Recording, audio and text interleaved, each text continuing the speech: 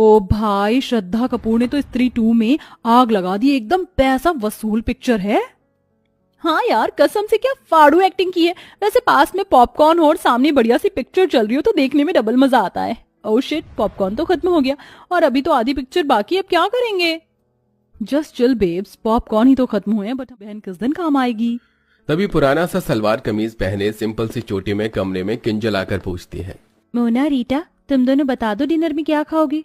देखो मोना, हमारी प्यारी काली बहन की उम्र कितनी लंबी है, नाम लेते ही हाजिर हो गई। किंजल, जाओ और जाके हमारे लिए पॉपकॉर्न ले आओ। पर रीटा, एक तो पहले ही डिनर के लिए इतनी देर हो चुकी है, रात के 11 बज रहे हैं। अगर इस टाइम तुम दोनों पॉपकॉर्न खाओगी तो फिर रात का डिनर किस टाइम में करोगी? ये सुनते ही दोनों गोरी सौतेली बहनें गुस्से में लाल पीली हो जाती हैं।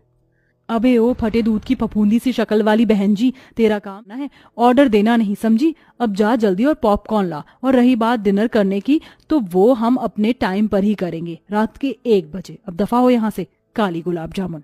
नम आंखें लिए बेचारी काली किंजल किचन में जाके पॉपकॉर्न बनाती है। किंजल की माँ गंभीर लंबी बीमारी से सालों पहले गुजर चुकी थी, इसलिए पिता देव प्रेरणा से दूसरी शादी करके ले आई, जिनसे मोना और रीटा हुई। दोनों दूध के जैसे गोरी चिट्टे रंग वाली थी, इसीलिए घमंडी मिजाज की थी। वहीं किंजल काली और बदसूरत थी, लेकिन उसका दिल हीरे की तरह था।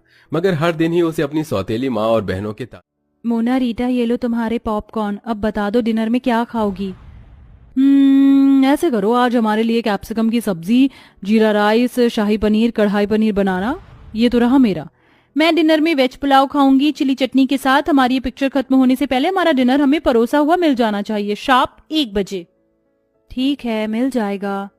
किंजल जल्दी से रसोई में आकर डिनर बनाना शुरू करती है, तो वहीं दोनों सौतेली गोरी बहनें मस्ती मार कर पिक्चर देख रही थी। ऐसा करती हूँ, कढ़ाई पनीर और शाही पनीर बनाने के लिए एक ही साथ लेती हूँ और बाकी सब्जियों का काटा पीटी भी कर लेती हूँ, इससे थोड़ा टाइम बचेगा।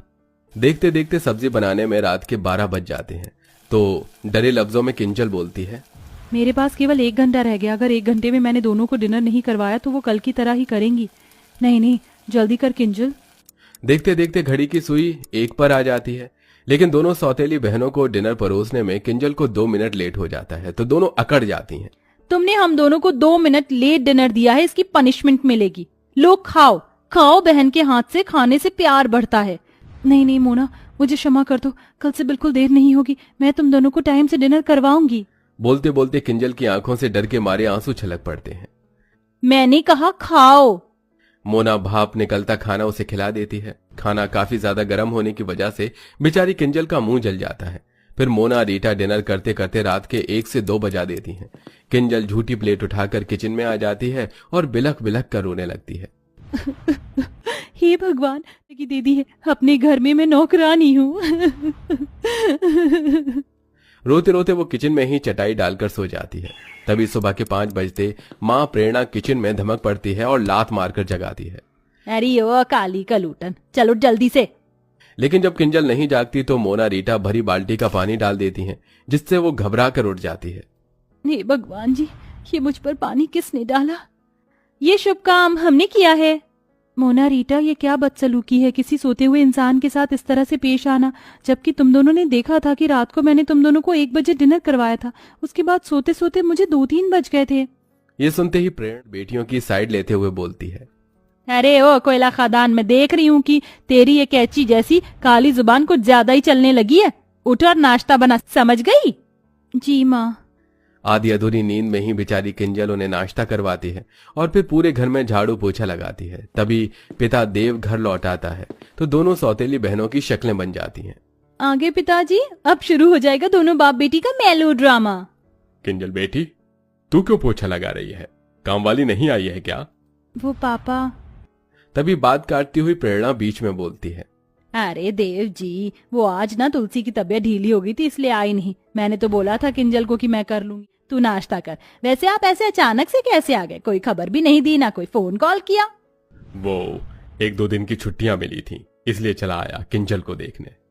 पापा, आपको तो किंजल दीदी के अलावा हम दोनों दिखते नहीं, थोड़ा प्यार हमें भी दे दीजिए। आफ्टर ऑल हम आपकी बेटी हैं। हाँ जानता हूँ। देव अक्सर काम के सिलसिले में महीने महीने बाहर रहता था, इसलिए उसे इस बात की कानों कान खबर नहीं थी कि उसकी दोनों सौतेली बेटियों ने किंजल को नौकर बनाकर रखा था। वो हर महीने खाना बनाने वाली और 3 टाइम के बर्तन मांजने वाली के पैसे भिजवाता, जिसे प्रेरणा बेटियों में उड़ा देती थी।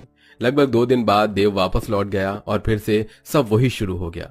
इसी तरह दिन गुजरने लगे और अब फाइनल वर्ष की परीक्षा शुरू होने वाली थी, इसलिए वो अपनी दोनों सौतेली बहनों के पास आकर बोलती है, मोना रीटा, आज से तुम दोनों डिनर 9-10 बजे तक कर लेना प्लीज। तो आंखें चढ़ाकर दोनों ने ठाए से कहा, मगर वो क्यों भला? क्योंकि कल से मेरी परीक्षा शुरू हो रही है तो मुझको पढ़ाई भी करना है। क्यों रे जली भरते की शक्ल वाली, तुझे क्या लगता है कि तू पढ़ लिख कर कलेक्टर बन जाएगी? बेलिनी, तुझे रोटियां आई हैं।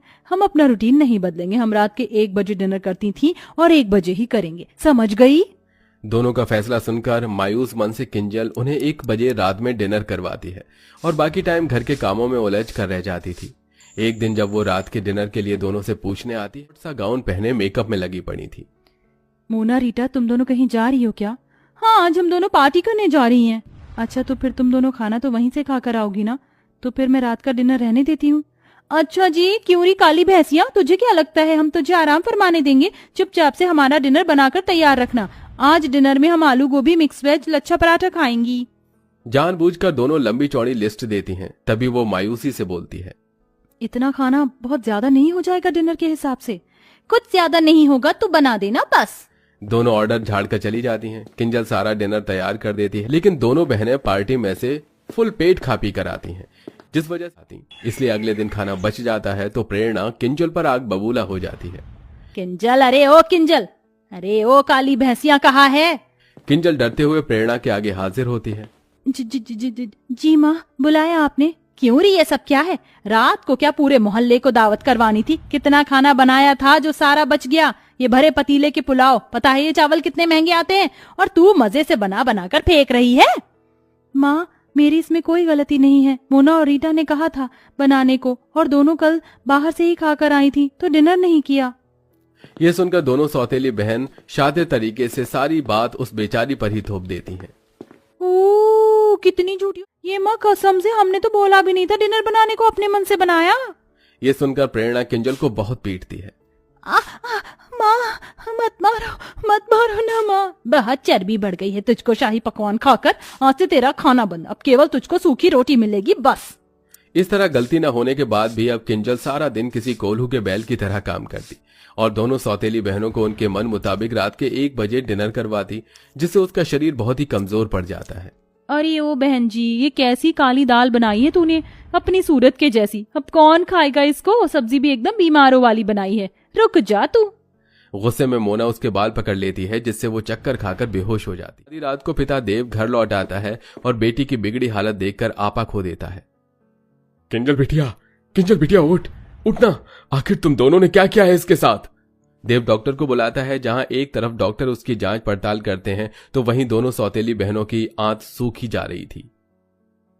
देखिए, इनके शरीर में बहुत सारे पोषक तत्वों की कमी है। इन्होंने काफी दिन से सही ढंग से खाया पिया नहीं है और इन्हें नींद की भी शिकायत है। इनको भरपूर नींद और अच्छे खान पान की जरूरत है। तभी किंजल को होश आ जाता है। दोनों बहनों को पसीने छूटने लगते हैं।